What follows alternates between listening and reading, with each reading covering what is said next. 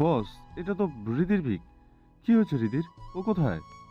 শুভ্র গাড়িতে পিঠ ঠেকিয়ে দাঁড়িয়ে আছে। ওর চোয়াল শক্ত হয়ে ফুলে উঠেছে। সে শ্বাসরুদ্ধ স্বরে বলল, পাওয়া যাচ্ছে না ওকে। দুপুরে নিজে দাঁড়িয়ে থেকে ওকে বাড়িতে পাঠিয়ে দিয়েছি, কিন্তু ফুপা ফোন করে জানালো ও বাড়ি ফেরেনি। ফোনটাও বারবার বন্ধ বলছে। ওর সব বান্ধবীদের বাড়ি চষে ফেলেছি, কোথাও নেই ও, কোথাও নেই। কথাটা বলতে গিয়ে শুভ্রের বলিষ্ঠ কণ্ঠস্বর এক মুহূর্তের জন্য কেঁপে উঠল। এক চরম অসহায়ত্ব আর দুর্বলতা ওকে গ্রাস করতে চাইল। ঈশান সব শুনে যেন আকাশ থেকে বলল, পরিস্থিতি যে কতটা ভয়াবহ তা বুঝতে ওর আর বাকি রইল না। শুভ্রের এই ভেঙে পড়া অবস্থা দেখে ঈশান নিজের ভয় ঝেড়ে ফেলে চোখ মুখ শক্ত করে বলল, বস, আপনি একদম টেনশন করবেন না। আমি এক্ষুনি সবকিছু হ্যান্ডেল করছি। আপনি শুধু নিজেকে শান্ত রাখুন। বলে ঈশান আর এক মুহূর্ত দেরি করলো না। বাইক স্টার্ট দিয়ে এক বিকট গর্জন তুলে সে ঝড়ের গতিতে দৃষ্টির আড়ালে চলে গেল। রাতের সেই নির্জন রাস্তায় দাঁড়িয়ে শুভ্র যেন এক হিংস্র পশুর মতো গর্জে উঠল। তার চিৎকারে আশেপাশের নিস্তব্ধতা খান খান হয়ে গেল। সে আকাশের দিকে তাকিয়ে দাঁতে দাঁত চেপে বলল, যদি হৃদিকে কোনো কুত্তার বাচ্চা তুলে নিয়ে থাকে, তবে তার রক্ত দিয়ে আমি গোসল করব। হৃদির যদি কিছু হয়, তবে খোদার কসম সবাইকে ধ্বংস করে দেব, কাউকে ছাড়বো না আমি। ইতিমধ্যে পুরো পৃথিবী যেন উল্টাপাল্টা হয়ে গেল। পুলিশ, সেনাবাহিনী থেকে শুরু করে শুভ্র তার সমস্ত শক্তি মাঠে নামিয়ে দিয়েছে। তন্ন তন্ন করে খোঁজা হচ্ছে শহরের প্রতিটি ইঞ্চি। হঠাৎ পুলিশের সাইবার ইউনিট থেকে খবর এলো হৃদির ফোনের শেষ লোকেশন ট্র্যাক করা হয়ে গেছে। ফোনটা বন্ধ হওয়ার ঠিক আগ মুহূর্তে যেখানে অন ছিল সেই জায়গাটা চিহ্নিত হতেই শুভ্র উসখুস হয়ে সেখানে ছুটল। পাগলের মতো গাড়ি চালিয়ে শুভ্র সেই নির্জন রাস্তার মোড়ে এসে পৌঁছালো। ধপধপ করতে থাকা বুক নিয়ে সে রাস্তার এদিকে সেদিকে খুঁজতে লাগলো। হঠাৎ রাস্তার একদম কিনারায় ঘাসের উপর চকচকে একটা জিনিস দেখে ওর নজর গেল। শুভ্র দৌড়ে গিয়ে ফোনটা তুলে নিল। ফোনের স্ক্রিনটা ফেটে গেছে, কিন্তু ওটা চিনতে এক মুহূর্ত দেরি হলো না। ওর এটা হৃদিরই ফোন। হৃদির ফোনটা এভাবে রাস্তায় পড়ে থাকতে দেখে শুভ্রের পায়ের নিচ থেকে মাটি সরে গেল। ও নিশ্চিত হয়ে গেল যে ওর মনোহরিণীকে কেউ জবরদস্তি তুলে নিয়ে গেছে। কিন্তু কে? শুভ্রের জানা মতে হৃদির তো কারোর সাথে কোনো শত্রুতা থাকার কথা নয়।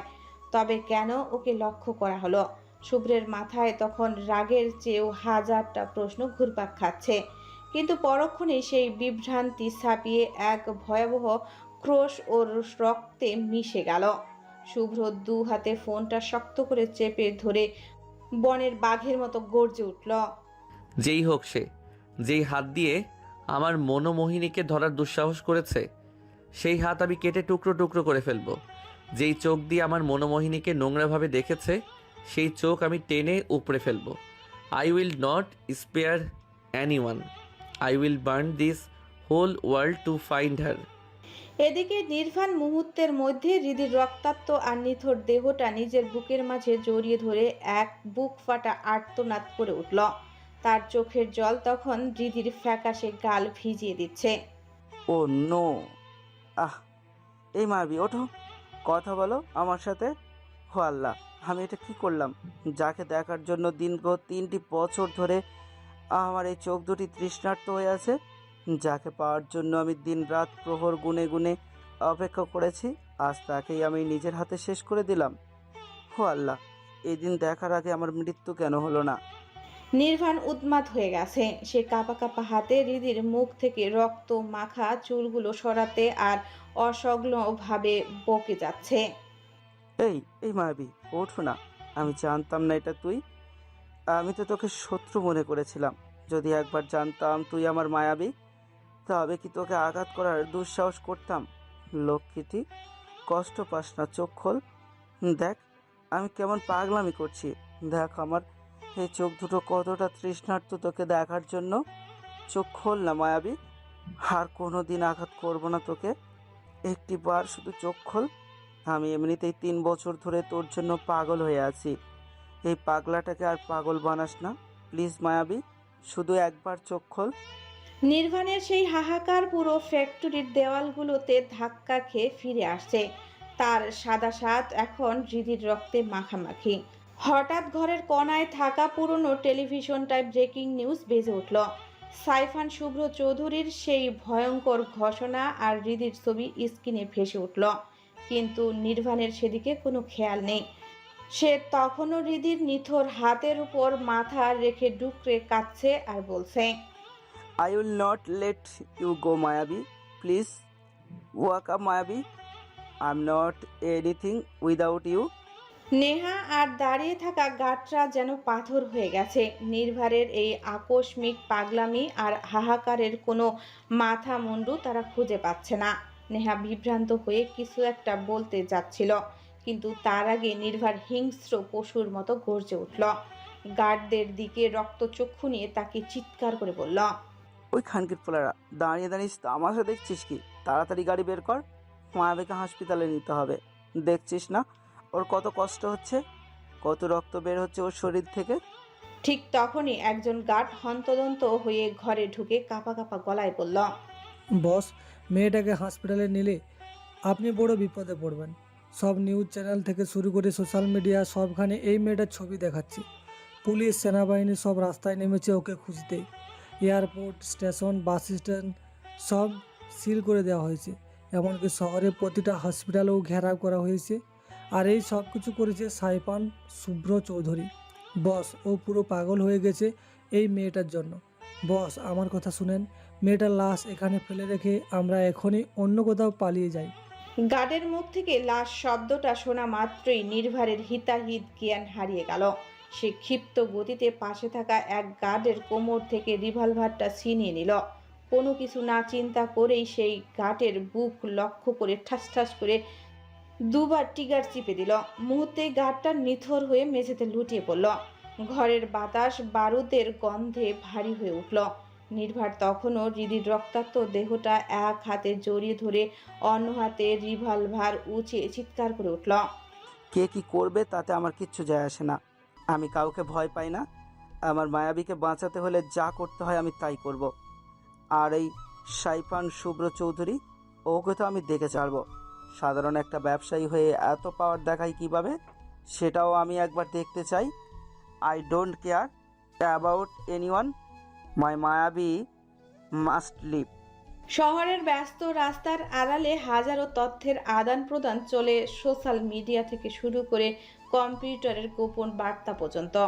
কিন্তু এই যান্ত্রিক শহরের বুকেই লুকিয়ে থাকে এমন কিছু রহস্য, যার হদিশ কেবল সেই রহস্যের স্রষ্টাই জানে।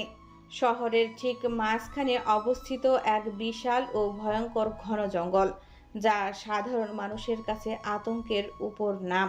কেউ কল্পনাও করতে পারে না যে এই অভেদ্য অরণ্যের ভিড়েও মানুষের অস্তিত্ব থাকতে পারে। সবচেয়ে বিস্ময়কর বিষয় হলো সেই জঙ্গলের মাটির নিচে অবস্থিত এক বিশাল বাড়ি। শুনতে অবিশ্বাস্য মনে হলেও বাস্তবে এমন গোপন আস্তানা থাকা সম্ভব, যা অনেকের কাছেই অজানা। এই মাটির নিচের বাড়িটি হলো নির্ভারের গোপন ডেরা। অনেক বছর আগে এটি তৈরি করা হয়েছিল। যখন নির্ভার বাংলাদেশে থাকত, তখন সে এখানে মানুষ এনে নিঃশৃঙ্খলভাবে খুন করত। সেই অগণিত খুনের দায়ে তাকে এক সময় দেশ ছাড়তে বাধ্য হতে হয়েছিল। কিন্তু তার এই অবস্থানের হদিশ কেউ কখনো পায়নি। নির্ভার নিজেও কখনো ভাবেনি যে তাকে আবারও কোনো একদিন এই বাড়িতে ফিরে আসতে হবে। বাড়ির একটি রুমের বেডে নিথর হয়ে শুয়ে আছে হৃদি। তার পেটে আর মাথায় এখন সাদা ব্যান্ডেজ। নির্ভারের নির্দেশ আর প্রাণের ভয়ে শহরের সবচেয়ে দক্ষ ডাক্তার এখানে এসে হৃদির চিকিৎসা করছেন। সৃষ্টিকর্তার অবশেষের রহমতে হৃদি এখন বিপদমুক্ত ও সুস্থ। এখন কেবল সময়ের অপেক্ষা, কখন তার জ্ঞান ফিরবে আর সে চোখ মেলে তাকাবে। ভোরের আলো ফোটার ঠিক কয়েক মিনিট আগে হৃদির দু চোখের পাতা ধীরে ধীরে কেঁপে উঠল। চোখ খুলে সে চারপাশটা দেখার চেষ্টা করল, কিন্তু নিস্তব্ধতা তাকে গ্রাস করে ফেলল। চারিদিকটা এতটাই নিঝুম যে ওর মনে হচ্ছে ও কোনো কবরে শুয়ে আছে। রুমটার গঠন আর আসবাবপত্র দেখে মনে হচ্ছে সে কত বছর আগে কোনো এক পরিত্যক্ত পুরনো বাড়িতে এসে পড়েছে। হঠাৎ করে ওর মাথার ভেতরটা প্রচণ্ড যন্ত্রণায় টনটন করে উঠল, আর সেই সাথে পেটের ক্ষতটাও যেন জ্বলে উঠল। নিজের শরীরের দিকে তাকিয়ে কালকের সেই বীভৎস ঘটনার কথা মনে পড়ে গেল। মুহূর্তে হৃদি অস্থির হয়ে উঠল। বুকের ভেতরটা ভয়ে দুরু দুরু কাঁপছে। ও তো কারো কোনো ক্ষতি করেনি, তবে কেন ওকে এভাবে মারার চেষ্টা করা হলো? ঠিক সেই সময় একটা বিকট ক্যাচ শব্দে রুমের ভারী দরজাটা খুলে গেল। হৃদি ভয়ে কুঁকড়ে গিয়ে দরজার দিকে তাকিয়ে থমকে গেল। নির্ভার ধীর পায়ে ভেতরে ঢুকলো। হৃদির জ্ঞান ফিরেছে দেখে নির্ভারের ঠোঁটের কোণে এক চিলতে তৃপ্তির হাসি ফুটে উঠল। সে খুব স্বাভাবিক ভঙ্গিতে হৃদির পাশের একটা চেয়ার টেনে বসলো এবং এক দৃষ্টিতে ওর দিকে তাকিয়ে নরম গলায় বলল, গুড মর্নিং মায়াবী। ঘুম কেমন হলো? শরীর কি এখন খুব বেশি খারাপ লাগছে? হৃদি বিস্ময় আর আতঙ্ক মেশানো চোখে নির্ভারের দিকে তাকিয়ে রইল। কে এই লোকটা, আর সে তাকে মায়াবী বলে এত আপন করে সম্বোধন করছেই বা কেন? হৃদি অবাক চাহনি দেখে নির্ভার আবারও শান্ত গলায় বলল, চিনতে পারছো না আমাকে? অবশ্য চেনার কথাও না, পরিচয় পরে হবে। আগে তোমার কিছু খাওয়া প্রয়োজন। মুখটা একদম শুকিয়ে কাঠ হয়ে আছে তোমার। হৃদি আর চুপ থাকতে পারল না। সে নির্ভারের চোখের দিকে সোজাসুজি তাকিয়ে কাপা গলায় প্রশ্ন করল, কে কে কে আপনি? আর আর আমি বা এখানে কোথায়? নির্ভার এক পলক হৃদির দিকে তাকিয়ে বাঁকা হাসল। সেই হাসিতে যেন এক রহস্যময় তৃপ্তি খেলা করছে। সে নিচু গলায় বলল, ছিলে আমার শত্রু হয়ে গেলে মিত্র মায়াবী। তুমি কি জানো তুমি আমার কত প্রিয়? নির্ভারের এমন অদ্ভুত আর অধিকার খাটিয়ে কথা বলা হৃদির একদম পছন্দ হচ্ছে না। ওর বুকের ভেতরটা অজানা আশঙ্কায় কেঁপে উঠল। সে সাহস সঞ্চার করে বলল, দেখুন, আপনি যেই হন, আমার না জানার প্রয়োজন নেই। আমাকে দয়া করে বাড়ি যেতে দিন, আমি এখনই বাড়ি যাব। বলে হৃদির যন্ত্রণাকাতর শরীর নিয়ে বেড থেকে ওঠার চেষ্টা করলো, কিন্তু নির্ভার তৎক্ষণাৎ ঝুঁকে পড়ে হৃদির দু হাত শক্ত করে ধরে ওকে থামিয়ে দিল। ওর চোখে তখন এক অদ্ভুত জেদ। সে স্বাভাবিক গলায় বলল, সাবধান। বাড়ি তুমি যাবে ঠিকই, কিন্তু তার আগে তোমাকে পুরোপুরি সুস্থ হতে হবে। এই অবস্থায় এক পাও নড়বে না। ঠিক সেই মুহূর্তে রুমে একজন নার্স প্রবেশ করলো। তার হাতে সতেজ কিছু ফুল আর কিছু পথ্য জাতীয় খাবার। নির্ভার নার্সের দিকে তীক্ষ্ণ নজর দিয়ে হুকুমে ছুড়ে বলল, পা থেকে মাথা পর্যন্ত ওর খেয়াল রাখবে। যদি সামান্যতর অবহেলার কারণে ওর কোনো কষ্ট হয়, তবে জেনে রেখো তোমাকে জ্যান্ত টেনে নিয়ে ময়লার ডাস্টবিনে ফেলে দিয়ে আসবো। আমি একটু পরেই এসে ওকে দেখে যাব। বলে নির্ভার প্রণর মমতায় হৃদির গায়ের উপর সাদা ব্ল্যাঙ্কেটটা টেনে দিল। ওর কপালে আলতো করে হাত রেখে ফিসফিস করে বলল, বাই মায়াবী, রেস্ট করো, পরে দেখা হবে। নির্ভার রুম থেকে বেরিয়ে ধীর পায়ে করিডোরের ধরে অন্য একটি রুমে ঢুকল। সেখানে ঢুকতেই দেখল তার আদরের বোন নেহা অস্থির হয়ে এদিকে সেদিকে পায়চারি করছে। নেহার চোখে মুখে আতঙ্কের ছাপ স্পষ্ট। নির্ভার বোনের অবস্থা দেখে শান্ত গলায় বলল, কি হয়েছে? এমন করছিস কেন? কোনো ব্যাপার কি? খুব বেশি আপসেট তুই? নির্ভারের শান্ত কিন্তু পাথরের মতো শক্ত চেহারাটা দেখে নেহা ভেতরে ভেতরে কুঁকড়ে গেল। সে মরিয়া হয়ে নির্ভারের দিকে এক পা এগিয়ে এসে ভাঙ্গা গলায় বলল, ভাইয়া, তুমি আসলে করতে কি চাইছো বলো তো? তুমি রিদিকে মারতে চাইলে, আমরা তাকে বাঁচানোর জন্য তোমার এই রহস্যময় পাতালপুরিতে এনে চিকিৎসা করাচ্ছ। তাহলে আমাদের প্ল্যানের ফায়দাটা কি হলো? আমি শুভ্রকে পাবো কিভাবে? ভাইয়া, আমি সত্যি শুভ্রকে ভালোবাসি ভাইয়া। আই রিয়েলি লাভ হিম। কথাগুলো বলতে বলতে নেহা যেন নিজের সব শক্তি হারিয়ে ফেলল। নির্ভার ওর এই অবস্থা দেখে একটুকু বিচলিত হলো না। সে খুব ধীর পায়ে এগিয়ে এসে নেহার মাথায় হাত রাখল। ওর ঠোঁটে একটা বিষাক্ত কিন্তু আশ্বস্ত করার মতো হাসি। সে নিচু স্বরে বলল, তোর ভাই যেহেতু তোকে কথা দিয়েছে, শুভ্র তোর হবে। তবে শুভ্র তোরই হবে। ডোন্ট ওয়ারি বোন। নেহা অবাক চোখে নির্ভারের দিকে তাকিয়ে বলল, কিন্তু ভাইয়া কিভাবে? তুমি তো রিদিকে বাঁচিয়ে ফেললে। রিদি বেঁচে থাকতে আমি কোনোভাবেই শুভ্রকে পাবো না। নির্ভার এবার নেহার চোখের দিকে সরাসরি তাকালো। ওর গলার স্বর হঠাৎ করেই একদম নির্লিপ্ত আর বরফ শীতল হয়ে গেল। সে সোজাসুজি বলল, রিদিকে আমি বিয়ে করব। কথাটা নেহার কানে যেন বজ্রপাতের মতো লাগলো। সে চমকে গিয়ে নিজের ভ্রু কুঁচকে চিৎকার করে উঠল। হোয়াট? নির্ভার ছোট করে উত্তর দিল, যেন খুব সাধারণ কোনো কথা বলছে। হুম। তুমি রীতিকে বিয়ে করবে মানে? তুমি কি পাগল হয়ে যাচ্ছ ভাইয়া? নেহার বিস্ময়ের সীমা নেই। সে নিজের কানে যেন বিশ্বাস করতে পারছে না। নির্ভারের চোয়াল শক্ত হয়ে উঠল। সে গম্ভীর আর দৃঢ় গলায় বলল, পাগল কিনা জানি না, তবে রিদিকে আমি বিয়ে করব। আগে একটু সুস্থ হোক। নেহার রাগে আর অপমানে ফেটে পড়তে চাইল, আরও কিছু বলতে চাইল, কিন্তু ঠিক সেই মুহূর্তে দরজায় শব্দ হলো।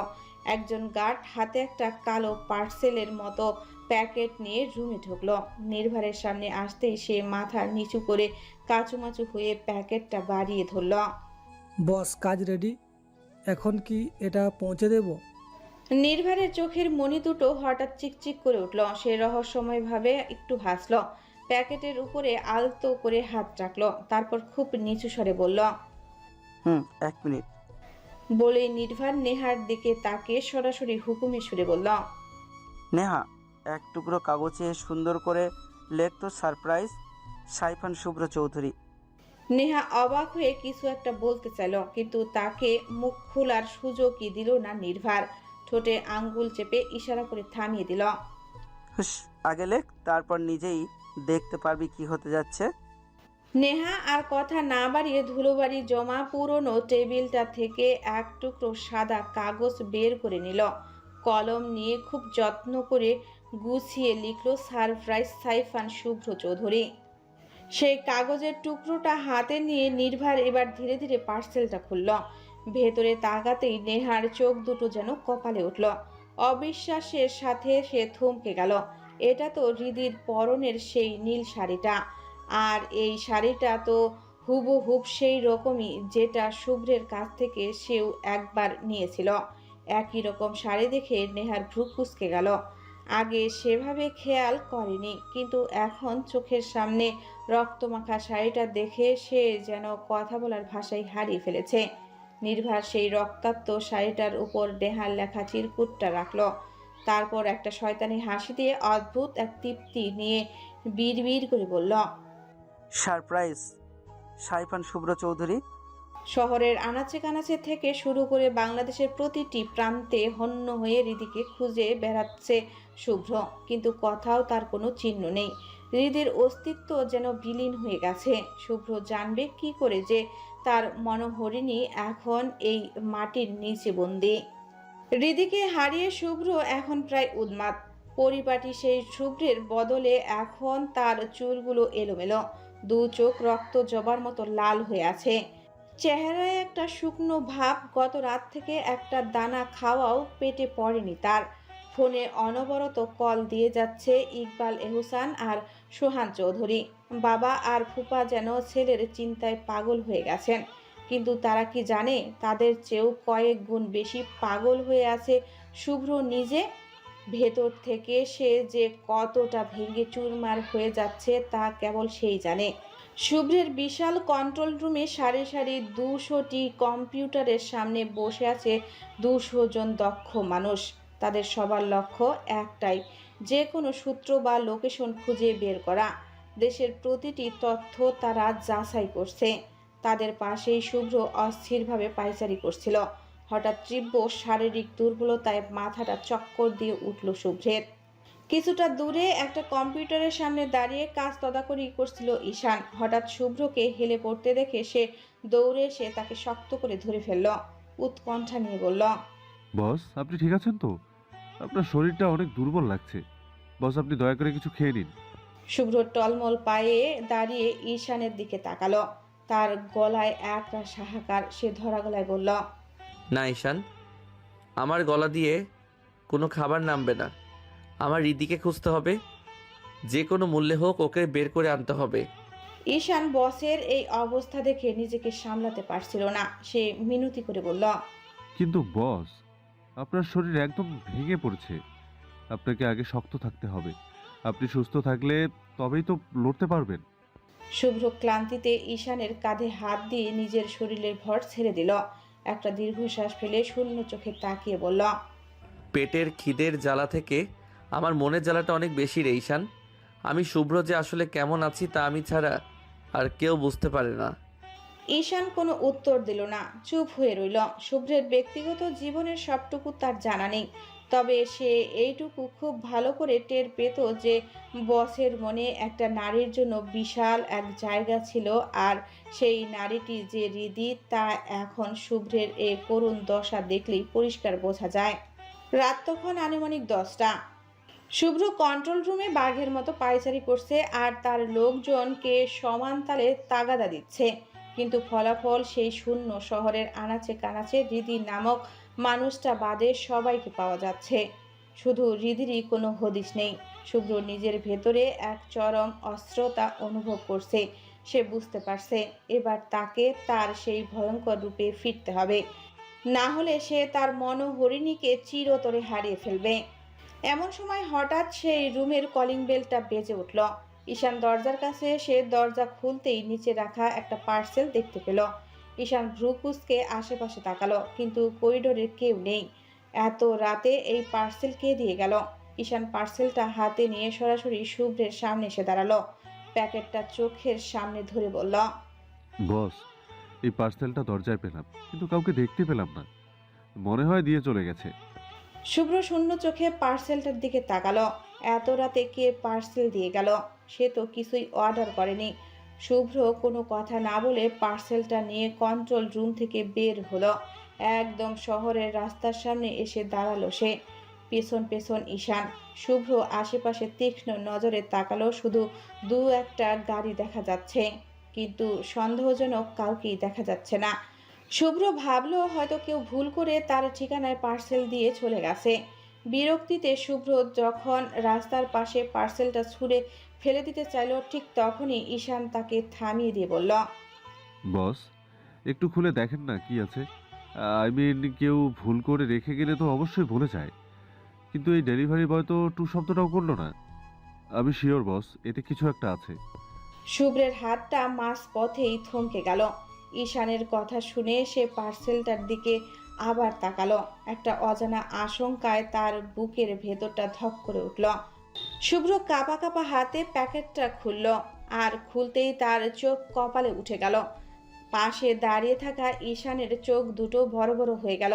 ঈশান অবিশ্বাস্য দৃষ্টিতে তাকিয়ে কাঁপা কাঁপা গলায় বলল, বস, এইটা তো হৃদির শাড়ি। কাল তো এই শাড়ি পরেই সে ছিল। শুভ্র তড়িঘড়ি করে প্যাকেটটা থেকে শাড়িটা বের করে আনলো, আর ঠিক সেই মুহূর্তেই শাড়ির ভাঁজ থেকে সাদা কাগজের সেই চিরকুটটা নিচে পড়ে গেল। শুভ্র সেদিকে তাকানোর সময় পেল না। তার পুরো মনোযোগ তখন হাতের ওই কাপড়টার উপর। সে শাড়িটা মেলে ধরতেই দেখলো পুরো শাড়িটা রক্তে ভিজে জুবুথুবু হয়ে আছে। কালচে রক্তের দাগগুলো দেখে শুভ্রের বুকের ভেতরটা যেন কেউ ধারালো ছুরি দিয়ে চিরে দিল। সে আর দাঁড়িয়ে থাকতে পারল না। রাস্তার ধুলোবালির মধ্যে শাড়িটা হাতে নিয়ে হাঁটু গেড়ে বসে পড়ল শুভ্র। তার পুরো শরীর থরথর করে কাঁপছে। সে আর্তনাদ ভরা ঝাপসা চোখে ঈশানের দিকে তাকিয়ে কাঁপা কাঁপা গলায় বলল, ঈশান, এ তো আমার মনোমোহিনীর শাড়ি। ওর শাড়িতে এত রক্ত কেন? আমার মনোমোহিনীর কি হয়েছে? ঈশান কি বলবে ভেবে পাচ্ছে না। তার নিজের বুকটাও ভয়ের চোটে থরথর করে কাঁপছে। হৃদির পরনের শাড়িতে এমন টাটকা রক্ত। কেউ জেনে বুঝে এই কাজটা করেছে। সরাসরি শুভ্রের কলিজায় কামড় বসিয়েছে। হঠাৎ শুভ্র আকাশ ফাটা এক আর্তনাদ করে উঠল। সে হিতাহিত জ্ঞান হারিয়ে শূন্য আকাশের দিকে তাকিয়ে পাগলের মতো চিৎকার করে বলতে লাগলো, প্লিজ, আমার মনোমোহিনীকে কেউ কষ্ট দিস না। আমি ওর কষ্ট সইতে পারবো না। তার শত্রুতা আমার মনোমোহিনীর সাথে। যা করার আমার সাথে কর। সব শাস্তি আমাকে দে। আল্লাহর দোহাই লাগে, আমার মনোমোহিনীকে একটু যন্ত্রণায় ফেলিস না। আমার এই বুকে আমার এই আত্মা ছিঁড়ে যাচ্ছে রে। আমি ওর কষ্ট সহ্য করতে পারবো না। ঈশান শুভ্রকে সামলাতে ওর দু কাঁধ শক্ত করে ধরে ঝাঁকুনি দিয়ে বলল, বস, আপনি শান্ত হন। হৃদির কিচ্ছু হয়নি, ও ঠিক আছে। কেউ কেবল আপনাকে মানসিকভাবে পঙ্গু করে দেওয়ার জন্য এই নোংরা খেলা খেলছে। কথাটা বলতে বলতেই ঈশানের চোখ পড়ল রাস্তার পড়ে থাকা সেই চিরকুটটার দিকে। ঈশান সেটা তুলে ধরতেই তার শরীরের রক্ত হিম হয়ে গেল। সেখানে স্পষ্ট করে লেখা, সারপ্রাইজ সাইফান শুভ্র চৌধুরী। ঈশান চিরকুটটা শুভ্রের চোখের সামনে ধরল। বস, এই দেখুন। শুভ্র তার আর্তনাদ থামিয়ে সো মেরে চিরকুটটা হাতে নিল। এই কয়েকটা শব্দ দেখা মাত্রই শুভ্রের পুরো শরীর পাথরের মতো শক্ত হয়ে গেল। সে হাতের মুঠোয় কাগজটা এমনভাবে পিষল যেন ওটা তার শত্রুর গলা। এখন সে নিশ্চিত কেউ অত্যন্ত ঠান্ডা মাথায় তার সাথে এই যুদ্ধ শুরু করেছে। শুভ্রের চোখ দুটো হঠাৎ টকটকে লাল হয়ে উঠল। মনে হলো সেখান থেকে বিষাক্ত আগুনের লাভা ঝরছে। সে দাঁত কিরমির করে নরকের শয়তানের মতো গম্ভীর আর কলিজা কাঁপানো গলায় বলল, আমার সাথে লড়তে চাস তো? ঠিক আছে, এখন তুই দেখবি এই সাইফান শুভ্র আসলে কার নাম। আমার মনোমোহিনী। আমার এই দেহে এক ফোঁটা রক্ত থাকতে ওর কিচ্ছু হতে দেব না আমি।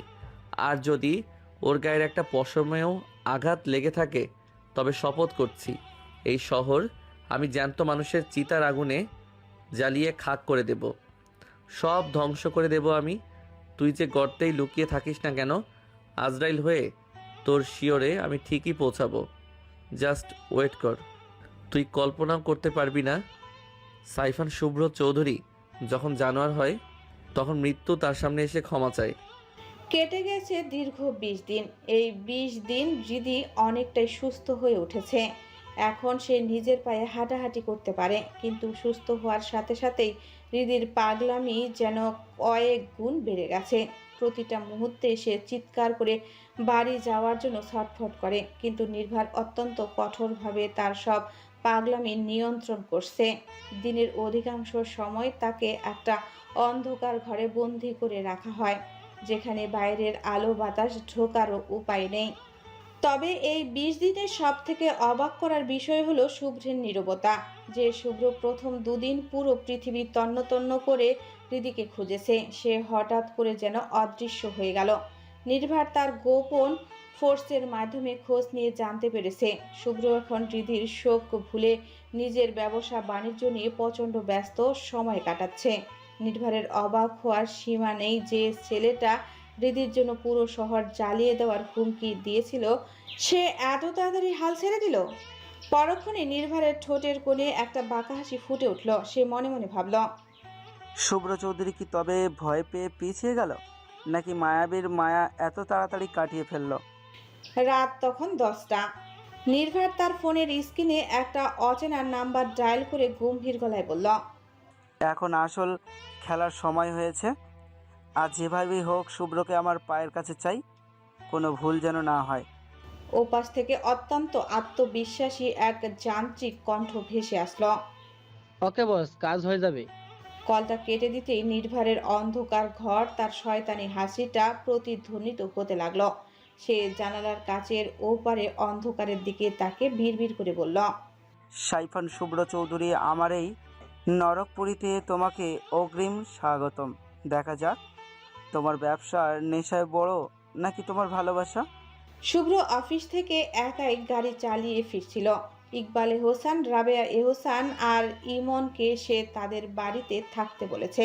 তাদের চোখে মুখে যে হারানোর আতঙ্ক ছিল শুভ্র তার নিজের এক কথাতেই শান্ত করে দিয়েছে। হৃদিকে সে সুস্থ ও অক্ষত অবস্থায় ফিরিয়ে আনবে। এটা শুধু কথা নয়, এটা সাইফান শুভ্র চৌধুরীর দেওয়া জবাব। তবে শুভ্রের শান্ত মাথার ভেতরে আসলে কী ধরনের ধ্বংসাত্মক পরিকল্পনা চলছে তা দুনিয়ার অন্য কোনো প্রাণের পক্ষে বোঝা অসম্ভব। শহরের কোলাহল পেরিয়ে মাঝ রাস্তার এক জনপ মানবহীন নিঝুম অন্ধকারে আসতেই হঠাৎ একটা কর্কশ শব্দ হলো। ফুস করে চাকা ফেটে শুভ্রের গাড়িটা একদিকে হেলে পড়ল। শুভ্র একটা দীর্ঘশ্বাস ফেলে বিরক্ত মুখে গাড়ি থেকে নামলো। চাকাটা পরীক্ষা করতে গিয়ে যখন দেখলো সেটা পুরোপুরি পাংচার হয়ে গেছে, তখন সে রাগে একটা লাথি মেরে গালি দিয়ে উঠল। দূর চাই। ঠিক সেই মুহূর্তে অন্ধকার ফেরে কেউ একজন তড়িৎ গতিতে এসে পেছন থেকে শুভ্রের নাকে মুখে ক্লোরোফর্ম ভেজানো রুমাল চেপে ধরল। শুভ্র কিছু বুঝে ওঠার আগে একদল লোক এসে তাকে কালো মুখোশ পরিয়ে পাজা কোলে করে একটা কালো কাচের গাড়িতে তুলে নিল। কিন্তু অদ্ভুত ব্যাপার হলো এই পুরো সময়টাতে শুভ্র টু শব্দটিও করলো না। কোনো হাত পা ছড়াছড়ি বা বাঁচার জন্য আর্তচিৎকার নেই। সে যেন একদম মূর্তির মতো পাথরে শান্ত হয়ে রইল। কিডন্যাপার গার্ডরা নিজেদের মধ্যে দৃষ্টি বিনিময় করলো। তারা বেশ অবাক। অন্য সময় যাদের তারা তুলে আনে তারা ভয়ে চিৎকার করে কিংবা বাঁচার চেষ্টা করে, কিন্তু এই লোকটা একদম হিমশীতল। শুভ্রের এই অস্বাভাবিক নীরবতা গার্ডদের কলিজায় এক অজানা ত্রাস ধরিয়ে দিল। তারা বিভিন্ন গল্পে পড়েছে বাঘ যখন তার শিকারকে আক্রমণ করার জন্য উৎপাতে, তখন সে ঠিক এভাবেই নিঃসার আর শান্ত থাকে। শুভ্র কি তবে তাদের শিকার, নাকি শুভ্রই তাদের কোনো মরণ ফাঁদে নিয়ে যাচ্ছে? পরক্ষণেই তারা নিজেদের ঝেড়ে ফেলল। বসের হুকুম পালন করাটাই তাদের কাজ, এর বেশি ভাবার দরকার নেই। পায়ের উপর পা তুলে আয়েশ করে একটা বড় কামরায় বসে আছে নির্ভার। তার আঙ্গুলের ফাঁকে জ্বলন্ত সিগারেট থেকে ধোঁয়ার কুণ্ডুলি পাকিয়ে উপরে উঠছে। পুরো ঘরে এক ধরনের অশুভ নিস্তব্ধতা। ঠিক তখনই ভারী দরজা ঠেলে ভেতরে ঢুকলো একজন গার্ড। সে মাথা নিচু করে জানালো,